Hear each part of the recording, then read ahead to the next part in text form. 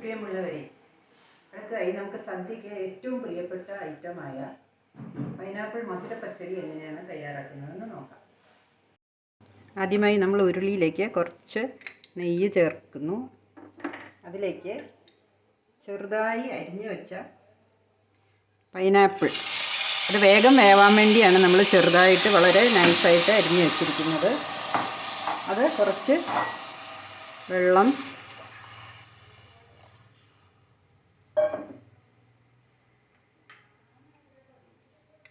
ഒരു 1/4 ടീസ്പൂൺ മുളക് പൊടി, 1/4 ടീസ്പൂൺ മഞ്ഞൾപ്പൊടി, ആവശ്യത്തിന് ഉപ്പ് എന്നിവ ചേർത്ത് വേവിക്കാൻ വയ്ക്കാം.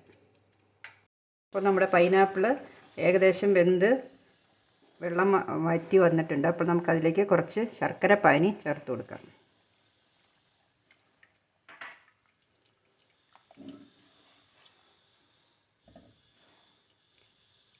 ഇനി ഇതൊന്ന് കിടന്ന് അതൊന്ന് വറ്റി വരണം. അതുവരെ നമുക്ക് ഇളക്കിക്കൊണ്ടിരിക്കാം.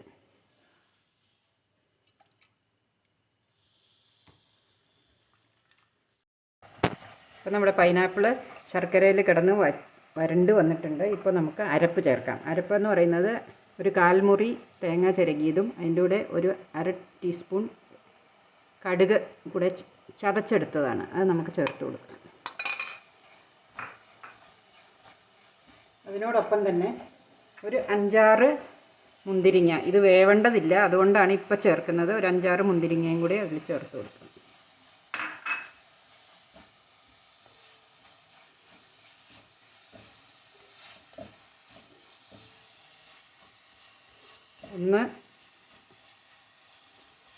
അരപ്പ് ചെറുതായിട്ടൊന്ന് വെന്ത് വന്നോട്ടെ. അതോടെ നമ്മുടെ പച്ചടി റെഡി ആയിട്ടുണ്ട്. ഇനി ഇതിൽ താളിച്ച് ചേർക്കാം. താളിച്ച് ചേർക്കുന്നതിലേക്ക് ഒരു 2 സ്പൂൺ വെളിച്ചെണ്ണ ചേർക്കാം. അതിലേക്ക് കുറച്ച് കടുക്, 2-3 വറ്റൽമുളക് പൊട്ടിച്ചത്, കരിവേപ്പിലയും കൂടി ചേർത്ത് താളിച്ചെടുക്കാം.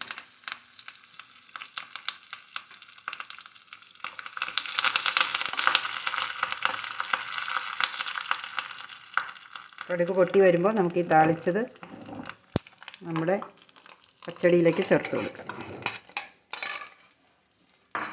ഇതോടെ നമ്മുടെ പൈനാപ്പിൾ പച്ചടി റെഡി ആയിട്ടുണ്ട്. ഇനി നമുക്കൊരു സെർവിങ് ബൗളിലേക്ക് മാറ്റാം. നമ്മുടെ പൈനാപ്പിൾ പച്ചടി റെഡി ആയിരിക്കും.